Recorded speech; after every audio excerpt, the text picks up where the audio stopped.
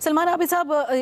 جو فوری الیکشن کی بار بار بات کی جا رہی ہے اس کے لیے تو سیاسی جماعتوں کے درمیان میں اتفاق رائے ہونا بہت ضروری ہے، اور اس وقت سیاسی جماعتوں کے درمیان میں الیکشن کو لے کر اتفاق رائے کہیں دکھائی نہیں دے رہا۔ اگر الیکشن ہو بھی جاتے ہیں تو آپ کو لگتا ہے کہ اس کے بعد اس اتفاق رائے کے بغیر جو الیکشن ہوگا اس کے جو نتائج ہوں گے وہ یہ جماعتیں قبول کریں گی، اور اس الیکشن کے بعد کیا معاشی استحکام ہم دیکھ سکیں گے؟ اس کی کیا گارنٹی ہے؟ دیکھیے، پہلی بات جو ہمیں سمجھنی ہے کہ دو تجربے ناکام ہوئے۔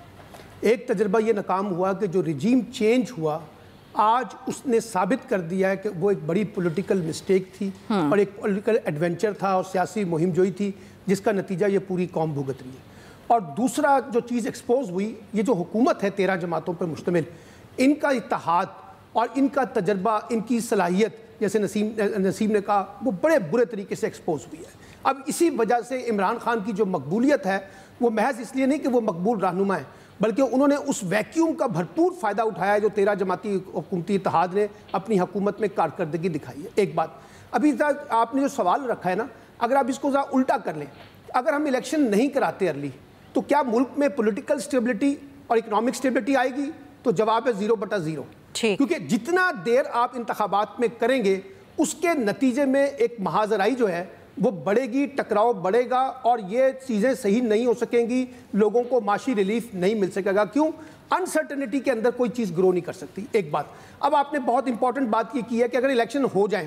سوال یہ ہے کہ اگر الیکشن ہونا ہے، صرف الیکشن کروانا ہے تو مسئلہ حل نہیں ہوگا۔ الیکشن سے پہلے آپ کو وہ ایک نیشنل اتفاق رائے، جس کو آپ قومی اتفاق رائے کا نام دے رہی ہیں، وہ بلڈ کرنا ہوگا۔ اچھا، اس کی کوششیں میں نے کل بھی کہا تھا ہو رہی ہیں، اور یہ جو اپنا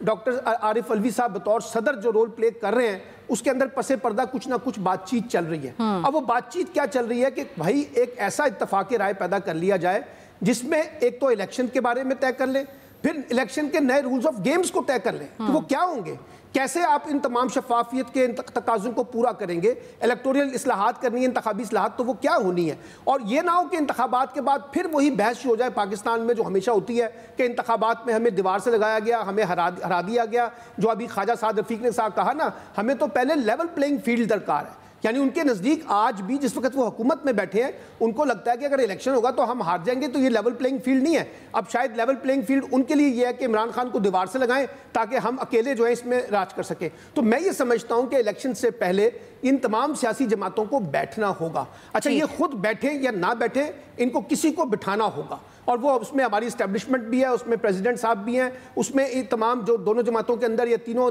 لوگوں کے جماعتوں میں لوگ موجود ہیں سنجیدہ، وہ آئیں، آگے بڑھ کے نئے رولز آف گیمز پہ اتفاق کر لیں تاکہ ملک آگے بڑھے۔ اس کی ایک وجہ میں آپ کو بتاتا ہوں، یہ جو سارا معاشی کرائسس جس کا ہم رونا رو رہے ہیں نا،